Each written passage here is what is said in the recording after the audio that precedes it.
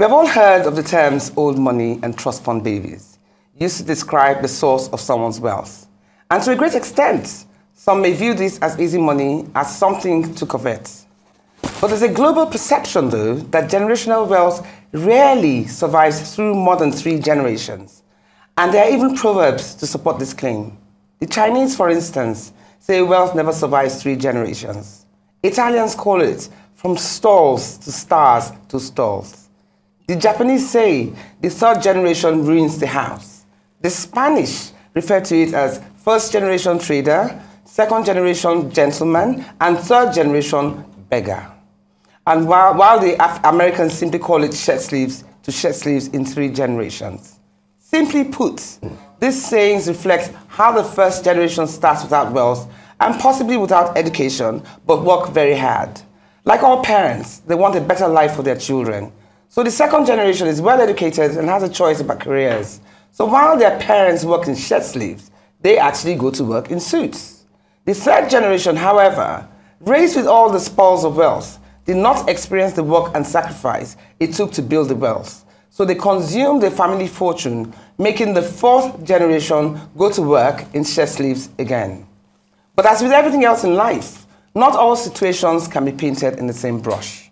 So regardless of the perceived notion about generational wealth, there are living testimonies, though in the minority, of successful transitional ones, like the Rockefellers, the DuPonts, the Waltons, the Vanderbilts, to mention a few.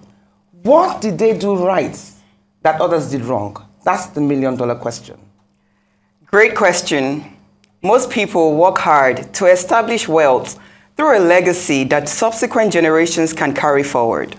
This legacy is transitioned in various forms, not just liquid cash, real estate, profitable ventures, or other assets, but through education, comfortable living, and worldly impact.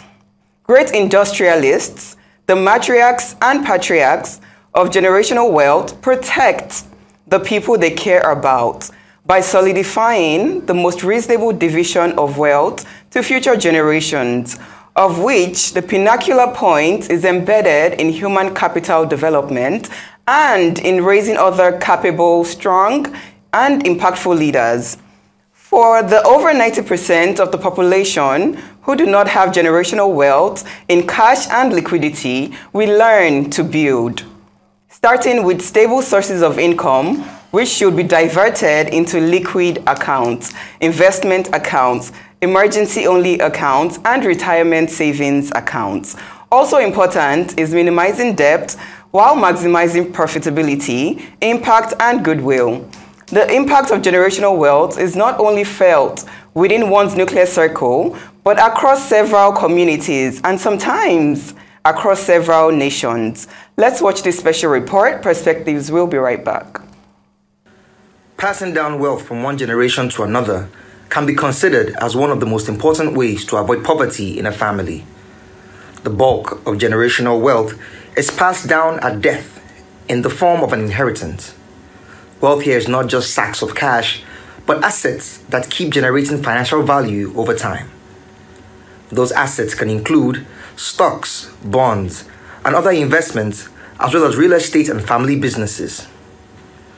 Generational wealth is selfless. It is you building for your children and their children's children. You choosing to build generational wealth is saying, I want those who come after me to have something good to start with. I don't want them to have to start afresh from 0 kobo. So, generational wealth is basically accumulating assets for your descendants and those that come after them. How do you build generational wealth? Generational wealth is not piling up cash.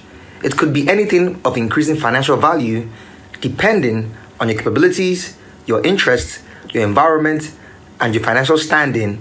You need to decide what you want to leave behind for the generations coming after you. Is it mutual fund investments, real estate, a company? Whatever the plan is, when building for the future, it's necessary to note that you have to build gradually and steadily. This is a long-term game, and it is never ending. Hence, there is no pressure, no rush. You build gradually and watch your family's wealth grow with time. But one of the most important points to note in your quest to build generational wealth is to ensure that you do not leave any debt behind.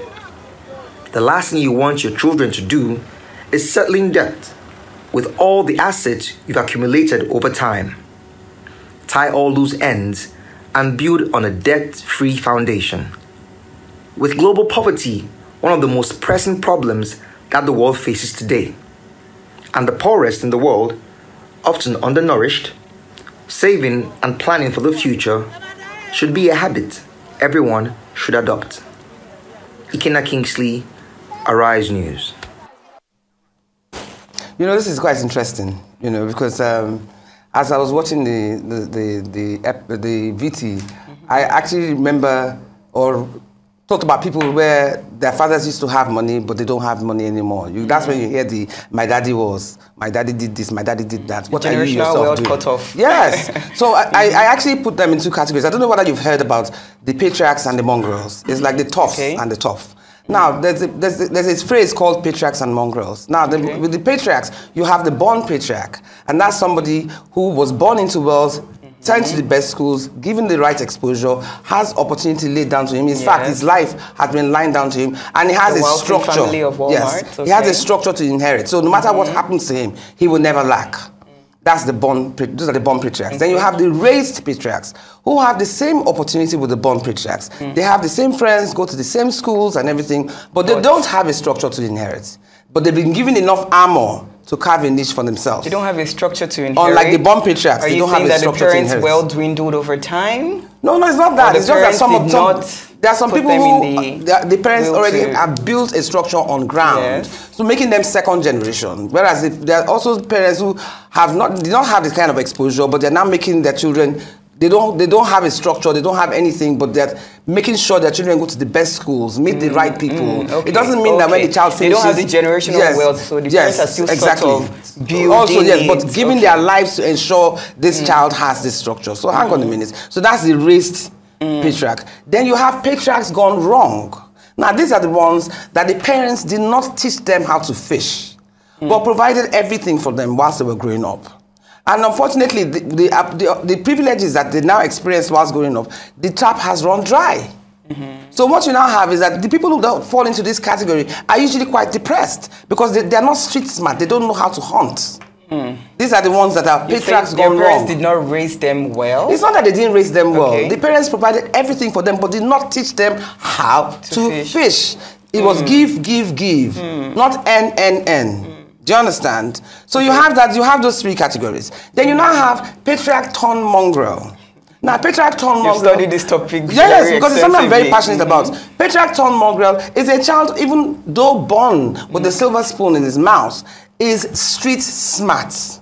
Knows how to go out there and slug it out, no matter what it takes. But regardless of their privileged background, they are assertive, they are dogged, they are determined, and they are equally as, you know, those are the ones that usually take this this business or brand that inherited to another level. They branch out and build it much bigger. Their parents encourage that. Yes, because the parents you're not inheriting this, but some of them I want you to actually show that but some of them have guttural instincts by nature. Some of them are street smart by nature. From training, from the upbringing. But you can have a family that has 5, 6, 7 children and only one is street smart. The rest of them are just sheltered.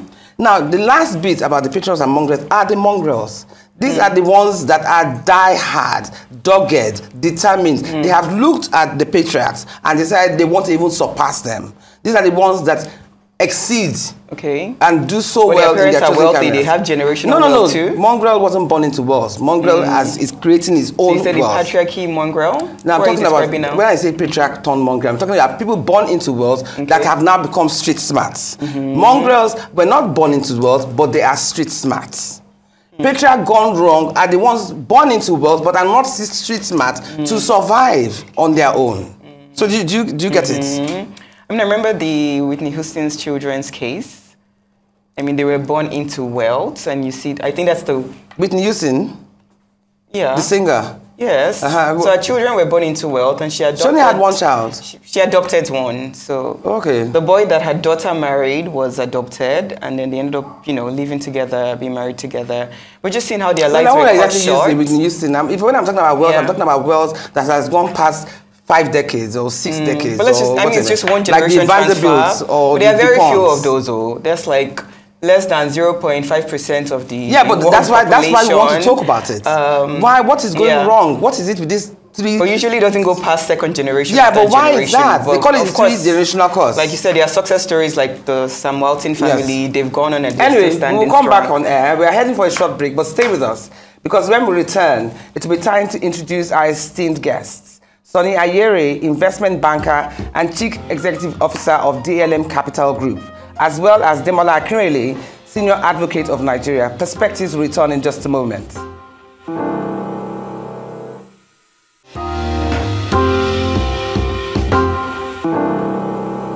Welcome back to Perspectives here on Arise News. Demola Akinrele, senior advocate of Nigeria, is a commercial lawyer who traverses all aspects of commercial law and represents a variety of national and multinational entities before Nigerian courts and international tribunals. He was described in the Chamber Global 2008 Directory for International Lawyers as a focused and cerebral senior advocate of Nigeria with vast experiences in litigation law. Demola is a forceful and persuasive advocate who has built a reputation in aviation and maritime-related matters. He is one of our special guests today. Welcome to Perspectives. And joining us too is Sonnie Ayere, an investment banker, chief executive officer of DLM Capital Group, and president of Association of Issuing Houses of Nigeria. Alongside a very robust and impressive portfolio spanning decades in the financial sector, Sonnie Ayere has several laurels up his sleeves, too many to mention, one of which is his award as the Investment Banking CEO of the Decade by Banks and Other Financial Institution Awards, and 2020 ECOWAS Icon Societal Development by the West African Youth Council for his humanitarian work. Gentlemen, so good to see you here. Thank you so much. I'm looking forward to a very feisty, fiery discussion. Based on both characters, I know that it's definitely going to be. I'm sure you'll fuel the fire very well. Yes. Oh, yes. You know me now. I like I like a bit of controversy every now and again.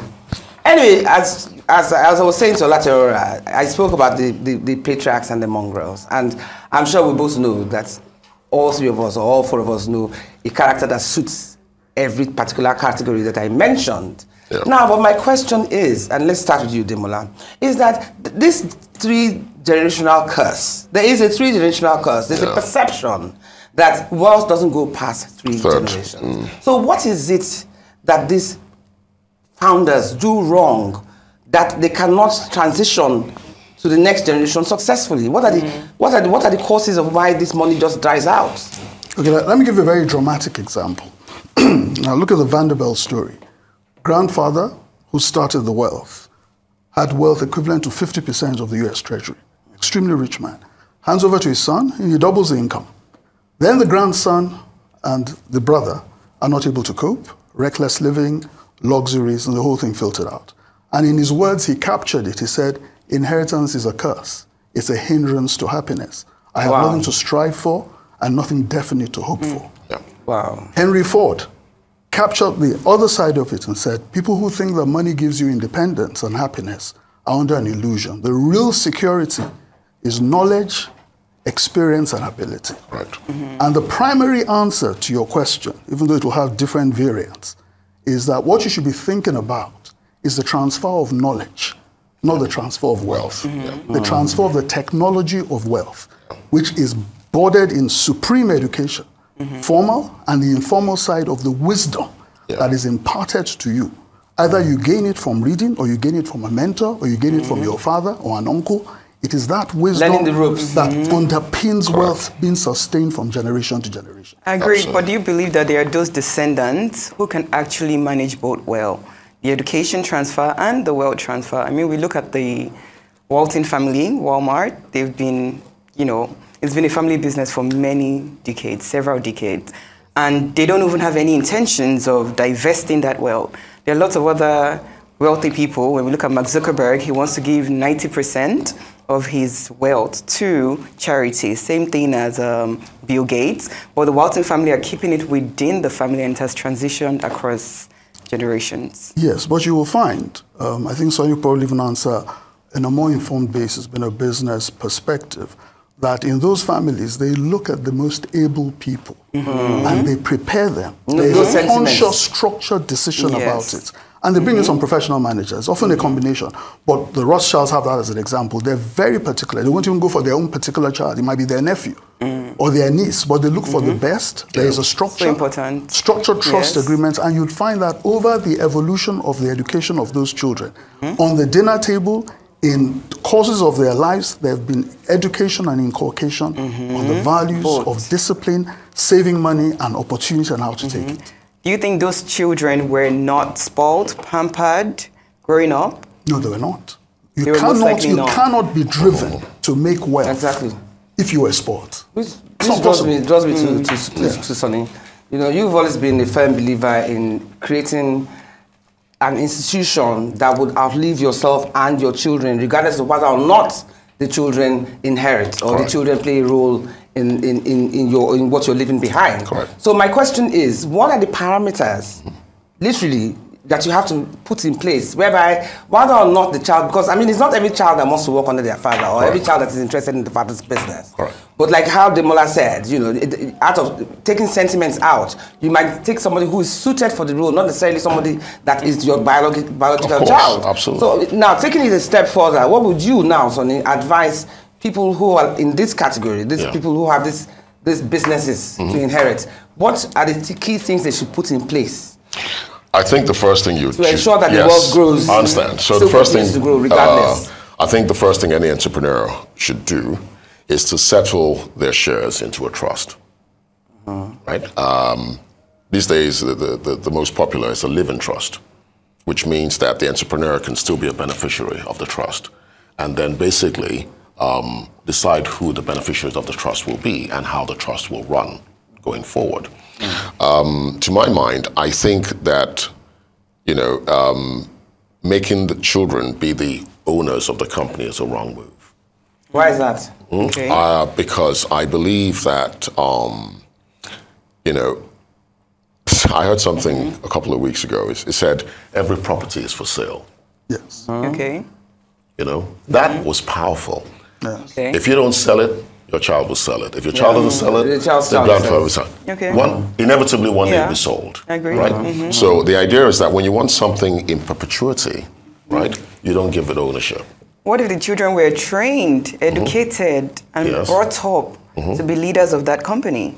And you understand the ropes better than an outsider would? Well, look, if a child shows absolute, or is able to give the owner absolute comfort that they truly want to run this company and will run it fairly, then yes, you can give them a shot. All right? But I don't think it is best to train children to run your dream. Why not? I think you should allow children have their dream. But like you said, if the child shares the same dream. Pardon? What if the child shares the same dream? That's fine. That's fine. That's what I said. I said if the child gives comfort that 100%, I'm with you. Dad, I want to run. I want to be an investor. I want to run this bank going forward. That's a different case. But I think, you know, what I've found is a lot of parents have somehow tried to get their children to follow up with their own dream. But that's wrong. You also have instances where the child wants to come up with brighter ideas, more innovative ways. But you also have, because part of the problem of this generational issue is that some people refuse to let go of the reins. Yes, that is true. That is a major problem. Yeah, well, that's an interesting one because we had to deal with that issue. When I came back, I went to work with Chief Williams, and I got a lot of comparative experience, a wider spectrum of ideas on how the firm should evolve. And coming in, my father retired at the age of 54 and took a position. That was pretty young to retire. Yes, he was relatively young, but I think he took a position that it was time for him to retire, and he took a position that he had in his son's personalities who were very interested and potentially were able. A bit of a risk, but he took a view. He took a view of the position. And but do you think he had that luxury because he knew that he had sons that could do so? I think so. I think in the professional practice of that generation, I think that was a fortune that he had, that he had sons who were prepared and they were ready. But it was more the fact that he had a mindset that you have to release. Because one of the great dangers you find is that entrepreneurs and patriarchs are so dominant. Yes. Even with very talented children, they don't even give them the space. Yes. So you have to take a calculated judgment. And a lot of children are judgment. frustrated because of And that. they're frustrated. And these are supremely bright kids. Exactly. But because they're not given that platform, and all of a sudden, we suddenly realize, oh, we could go to court and face Mr. Kehinde Shofola or face Mr. Lardner or face Chief Otimi-Williams because the space was given. But if that space was not given, it would have been daunting. And that is the way the business evolved. Children. So there's that risk. But it's a vision of the individual owner and the temperament to understand that the way forward is that you must allow that space. Absolutely. But you also think that, don't you also think that parents in their business, because I mean, you don't want your children to go through what you went through, quote unquote.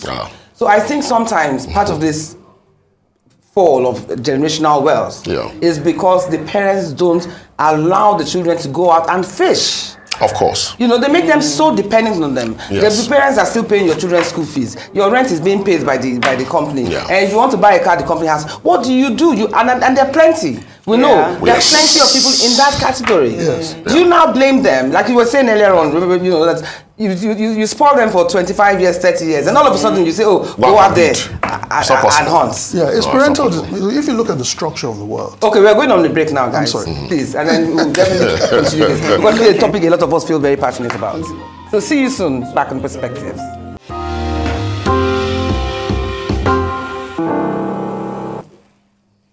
Anyway, welcome back to Perspectives. As usual, we always have this huge debate during the break. You know, between my co-host, and I won't mention which guest, but just guess who was the most vocal. Anyway, Demola, I asked you a question. So what's your response to that before we get on to Mr. Ayere? Yes. I said, if you look at the structure of the world, let's take the Garden of Eden. God throws Adam and Eve out and says, by thy own sweat, thou shalt eat thy bread. Correct. It is not the wealth of others. It is not the wealth of your parents. It is not stolen money. It is not a friend's money, but your own sweat. Because what gives you a realization of your fulfillment in life is your effort. Correct. And a parent, properly directed, should understand that. If you love your child, that you have to give that opportunity. So the question about equipping them to fish is fundamental to their happiness and fundamental to their ability to create wealth in the future. So you're saying children that were born into wealth should go and start from the beginning? He's not saying that. Keep going back to the wealthy family. What we're saying, so he's not saying that. What we're saying is that parents, in terms of directing their children, should find ways to ensure that you're not, right? Or let me use the other word. You have to learn to, and a very difficult thing to do, by the way, you know, is like learning to deprive children of what you can easily give to them. Very difficult thing to do, right? But those are the things that actually create character. Yes. So do you believe young children should be flying business class, first class, private jets? Not at all. How? Oh, wow. Pure economy. Oh, wow. Pure economy. Okay, but what if My daughter today tells me, oh, I tell my friends I fly economy. And oh, how? Do you fly economy? You shouldn't be flying. No, you will fly economy. Because you see, the day she buys her first business class ticket, it's a big deal. It will be a big deal. And guess what? You know, a pride for her. I remember once. You don't have to wait till she buys it herself. I was flying to the States with my mother. Please, before you go further, what if you have the jets? Or you have the private jet, and you know it's there for them to use. No, we will not do it. I will not do it. I will not give children that. I think you were getting to a good example. All right. Yes, no, I was giving where I was flying my mother to the States, and I remember we were sitting in economy, and it was that first seat where you could see what was going on in business class. I remember my mom saying to me one day that you will fly that one day, but you work hard for it. Okay. And they will give you your own plate, your food, And I was looking at it and saying, wow, okay. And I looked forward to it, and I wanted to experience it. Exactly. So the point is, you know, what you work for, you tend to appreciate more than what you're given. Very true. But you did say it's very difficult. It's very difficult. You did say it's a very difficult thing to do. It's a very, it's difficult to, yes. Yeah. So, like the example you gave, there's a private jet. I want to fly, you know, to London, and my kids are also coming. Now, the very easy thing, well, let's all go. Exactly. All right? Right. Okay, so we can all gist and whatever. But the reality is, you see, when you get children used to that, I'll put it another way. If for any reason they couldn't fly, there's an old saying in Yoruba that says, you know what, when you can't, don't give this to a child, because if you do, the child will steal. Do you remember that saying? Yeah, years ago.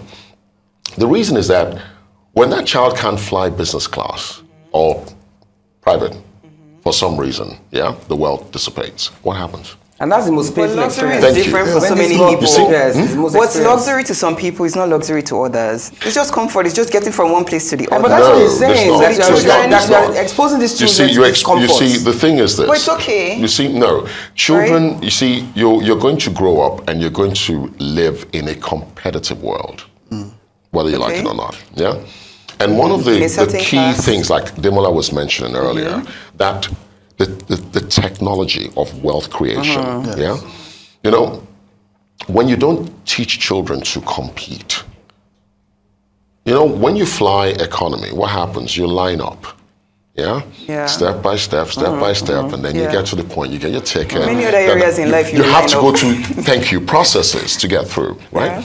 Now, you teach a child from day one, you don't have to go through all of that. We just fly private. We play private. And then, for some reason, 30, 40 years down the line, wealth dissipates. Child doesn't know how to even go. It's funny that you mentioned that, because even in today's generation, some of our children are ill-equipped. Totally ill-equipped to compete. What's that? It's an educational issue. I don't think No. I'm talking about our children who went. Listen to me, please. I'm talking about children who went to school, who schooled abroad. They're not paying for rent. The car they're driving was bought for them. The food that they eat in their office is brought for them. They really don't know what it feels like. The issue is that some of these children cannot cope with the harsh realities of today. Absolutely. Let me give you an example of how... But I'm not saying they're not working. I'm talking about, like you said, you spoil this child to 25. All of a sudden you say, go out there. The ones who are not even spoiled are living in worse conditions. No, my point is there are some people who do not have the emotional wherewithal. The emotional discipline. Let me give you an example. To deal with hardship. I finished my A-levels in 1977. I thought I'd done reasonably well. And I felt I was living in London in university, that I needed a car. I didn't even have the courage, because of the way my father had raised me, to even ask him easily. So I wrote a letter, and that was where I was strong. I couched it in very lovely language. And I said to him, I even argued that I know you would say you didn't drive a car in your times, but those times have changed. And he writes back to me in very beautiful language. And says, so you inherited it from him? Yeah, and says, possibly. I said, times have changed, but certain fundamental things have never changed. He said, focus, commitment, that I actually haven't arrived. I actually haven't even started. And a time will come where I would want to buy, I would have the ability to buy all the cars, and I thought I had arrived. And it totally put me in my space. Absolutely. But what that did to me was it fueled a burning desire. Thank you. That I had to do my own thing. And by the time I came back home to Nigeria, I wake up at 4, 5 a.m. You're sleeping, you're restless. The restlessness of somebody who wants to achieve. You're hungry. You're hungry. You lost me for a second. Did he give you the car? Of course not. Yeah, he paid for the car. But he gave you other things. Yeah, and education. Supreme education, the enabling environment, there was a legacy of a law firm, but you had to do something about it. So you wake up at 5 a.m. in the morning, you're driving, it's still the silence of great nights, you're just arising from it, you hear the music of daybreak, you're heading to work, and you're burning with desire to prepare your documents, because you have this sense you're going to do certain things. And I didn't look at the fact that he had achieved anything, but I was so particular. And my brother, two of us were partners in the law firm, very particular about ensuring that we're able to do things. So it is the hunger. And I was in economy all my life. Until today, I still go premium economy. You're notorious for that, actually. I go premium economy. And I'm very comfortable. You upgraded it. I thought it was already economy you used to go. Well, I've upgraded a little. My wife made fun of me, so I said, let me upgrade myself to premium. You were notorious for your economy class. Yes, because it just doesn't make sense to me. And if I want to spoil myself occasionally, I could do it. But my children, it's not even an issue. Even one day they asked me, like, what goes on in the upper class? I said, the day your husbands can afford it, and you can afford it. Would you take yourself in business class if you could afford it? Would you prefer it? What kind of question is that? Right.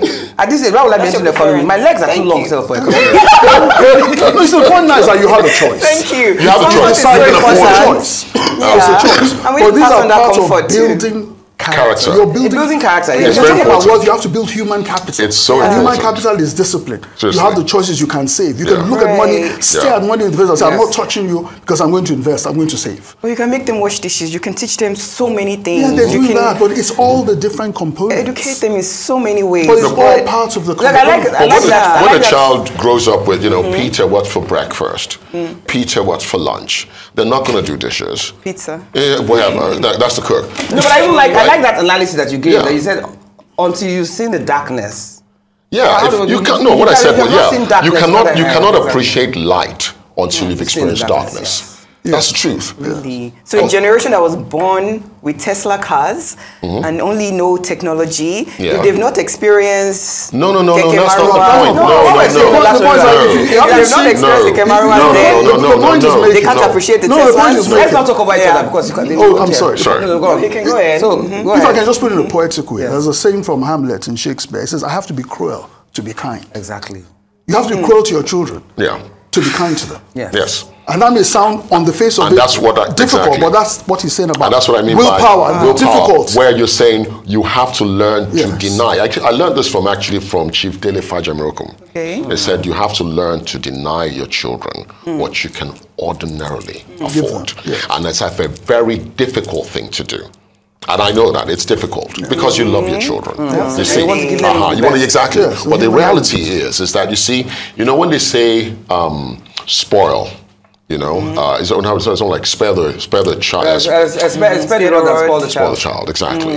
The reality is that a lot of our generation have actually experienced that because we kind of, unlike the generation before us, tended to have 5, 6 children. So there was some level of competition. Most of us tend to have 2 Yeah. or 3 max, right? And created this sort of very comfortable, lifestyle for them. I went to You school know? with so many rich people, and I wouldn't consider them spoiled. I mean, let's talk about foreign countries. I won't say I'm that glad you said because foreign. Yes. I want to That is correlate foreign, it to yeah. Nigeria, Yeah. though. Yeah. I don't see why it's different in our community. It is different in our Values. community because we're Values. excessive. Correct. Abroad, when you school abroad and your classmate is the son of a billionaire or Yes. son of a history of family that's had money for decades or generations. centuries, And they were you not don't even poor. notice They it. were- Yes. right. In fact, you are struggling You for the actually same meal that you're struggling for. The billionaires They're are giving not- you 50 pence, I have to Yes. have 50 pence. Yes. But the billionaires in Nigeria, the way they spoil their kids abroad, the kind of monies they give them that they're exposed to. A 19-year-old girl is carrying a bag of 5,000 pounds. I don't think there's a I big mean- Not as much as what I've seen abroad, though. no, what they're saying is that in our own society, Yes. Yes. we tend to want to live through our children. Basically, drive exactly. the best cars or wear the best clothes, And There was sometimes something they you don't said need earlier, it. right, Yes. about a Especially certain at a certain family, age. where it was about the father living or showing his wealth through his children. Yes, I remember you said Right? that, Demola. And that is the worst thing you can do to your children. Worst thing you can do. What will happen? Yeah. In fact, I remember Omotala, the ex-VC back then, that something about, you can't give the children the feeling that all is well. You give them the feeling that all is not. Yes. Very Especially- powerful statement. Okay. Yeah. You see, when you give children the feeling, when your child walks around and feels, my father is wealthy, Yes. bad news. In fact, And I'd like to build up on that. Yes. An example Yes, of go on, that. go on. I remember when I was going to do my A-levels, my mother calls me and whispers to my ear and says, I was leaving Nigeria for the first time. Do not think we have the money of so and so. You have to treat everybody you meet as a potential business partner. It was strange to my ears at Thank you. 16. Okay. But the point she was making was she was mobilizing my mind. Yes. Do not think your father has any money. Absolutely. You go out there and know that this is an opportunity for you to strive and make the foundational Carve a niche for yourself. contacts. Correct. And the irony was when we came back home eventually and we tried to get business, and we're moving around Broad Street, my brother and I, because in those days you go to law, you go to businesses, you see the company secretaries. There was a network of people who had been to the same university, whether it was Ife or Jos or Ibadan, and they were given the work amongst themselves. So I sat down with my brother and said, let us think about our old school mates. Let's find out where they are. Yeah. So we did a list, found out where they were in the different law firms. So we packed, I'll go for 2 weeks, catch the first tube in the morning, have meetings, 3 or 4 meetings, run for a week, he'll come back the next week. And then I looked back and I said, That's advice my mother gave me, which I could not process at the age of 16. Okay. When the chips were down, it was transposed into effective reality. And that's very imperative. And that is part of what I'm saying. That it is what you keep on putting into the head of your children. Yes. Keep talking, keep mobilizing, keep giving them wisdom. Knowledge, understanding. Anyway, we're going on the break soon. Yes. And we'll discuss this further. So don't go anywhere. Be with us. Grab a cup of coffee or tea and come back and join us. Yeah.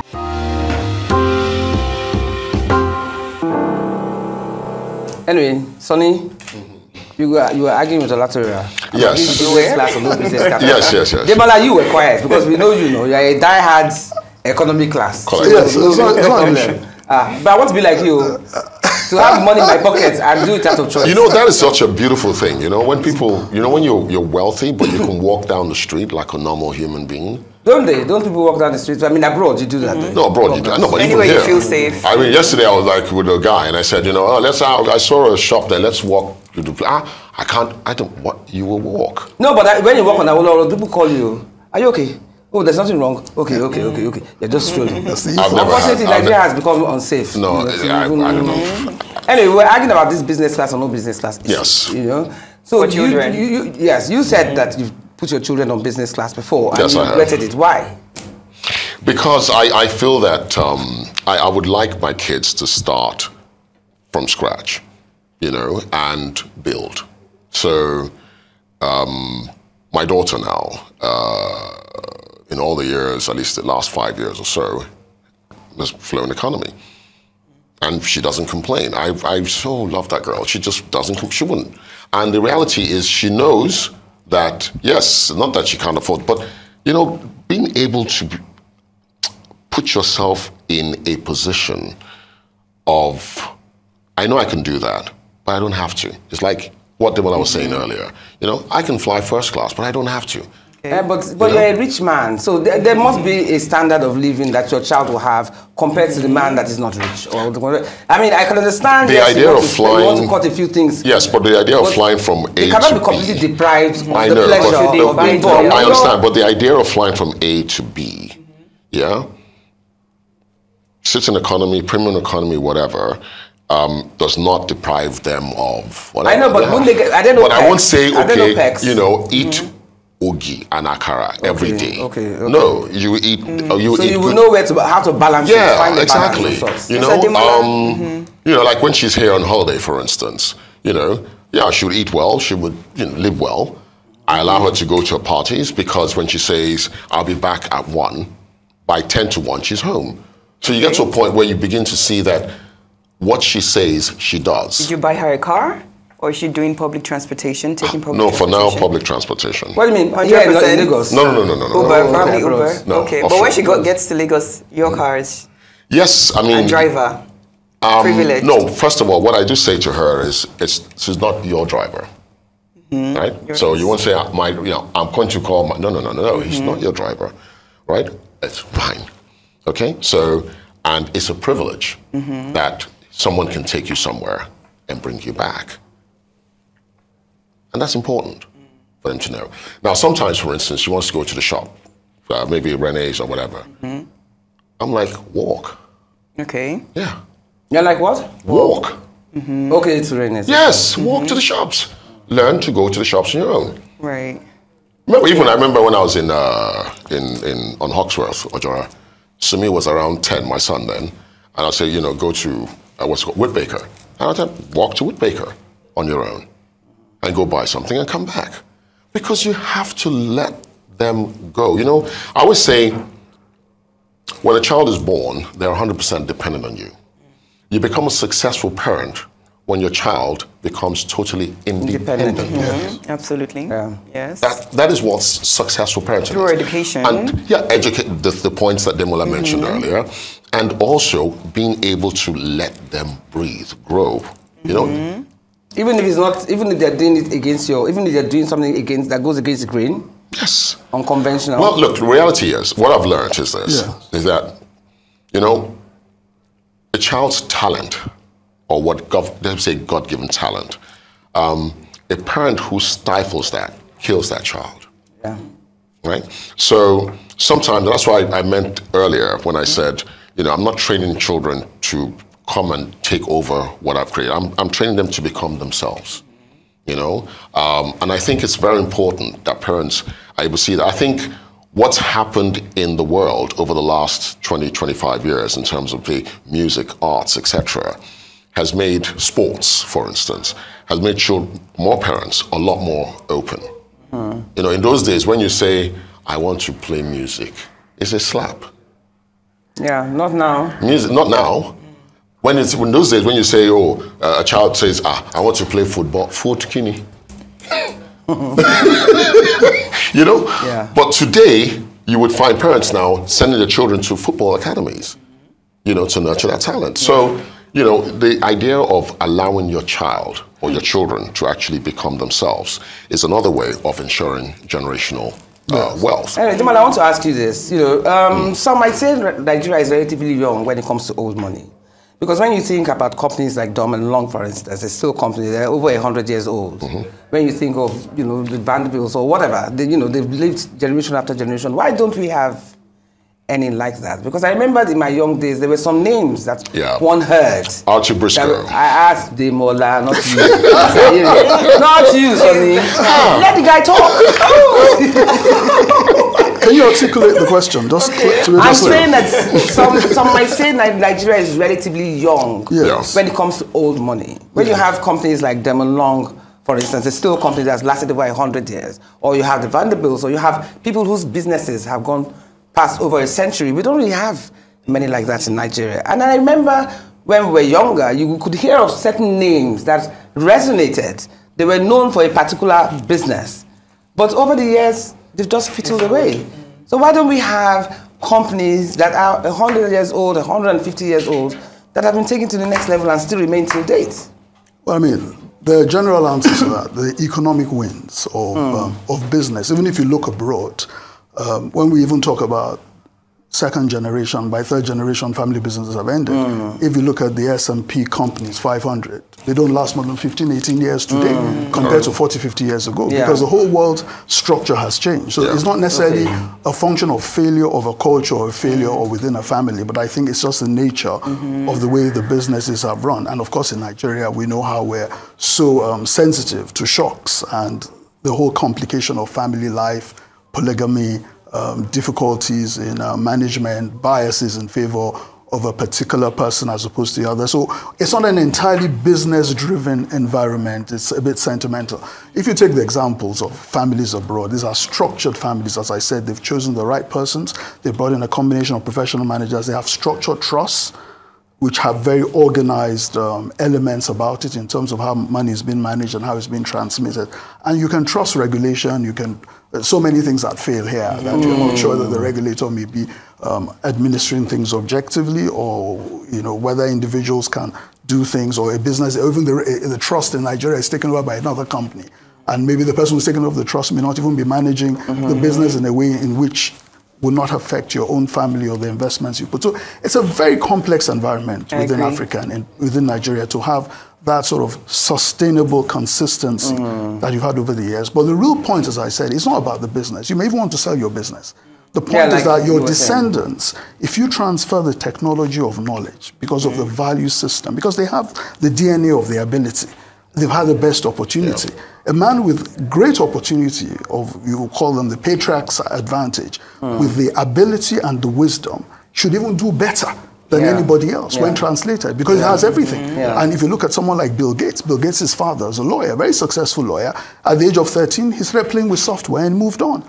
And you have that with Elon Musk. His father too was very wealthy. But you look at Warren Buffett and you look at the other chap, Bezos, their fathers weren't wealthy, but all of them got to where they were because they took advantage of the cards that were laid to them and they played it. So at the end of the day, it's a question of what advantages have you had with your own opportunities and how have you translated it?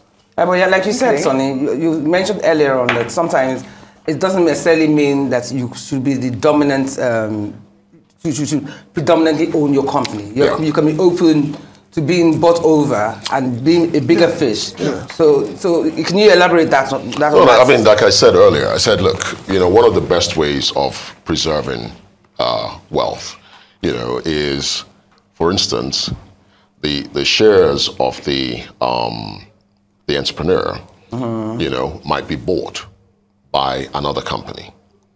But of course, what happens is that you'll be diluted, but you still have shares in the new, larger entity.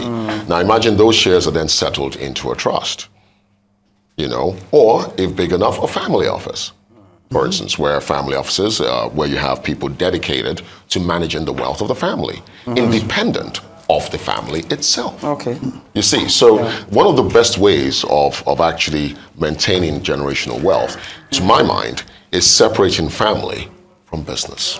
Okay, thank you so much, guys. Yeah. I wish we could spend much more time on this, but this has been quite a riveting morning. It's a pleasure. And I'm not surprised. I'm not surprised. You guys lived up to it. So, thank you so much for being with us, Sonnie and Demola. Thank you very much. We'll be inviting you more for more interesting topics. Absolutely. Thank you. Thank you. Thank you. Thank you for having us. Though parents don't want their children to go through the same struggles they have gone through, passing on the generational wealth does not mean you should stop your kids from experiencing hardships in life. It just means equipping them with the knowledge and ability to create more options in life. That's all we have time for. And remember, life is a learning curve. You've been watching Perspectives on Arise News with me, Ruth Osime. And with me, Olatorera, Majekodunmi-Oniru. You are generationally wealthy if you have received and will transition the freedom, the power, and the wisdom to live your healthiest, happiest life with friends and family while impacting the world for generations to come. Impactful giving is a basic responsibility for anyone who has any form of wealth to share. Thank you for watching Perspectives. Thank you to our very special guests. Have an impactful weekend of giving. See you all soon and goodbye.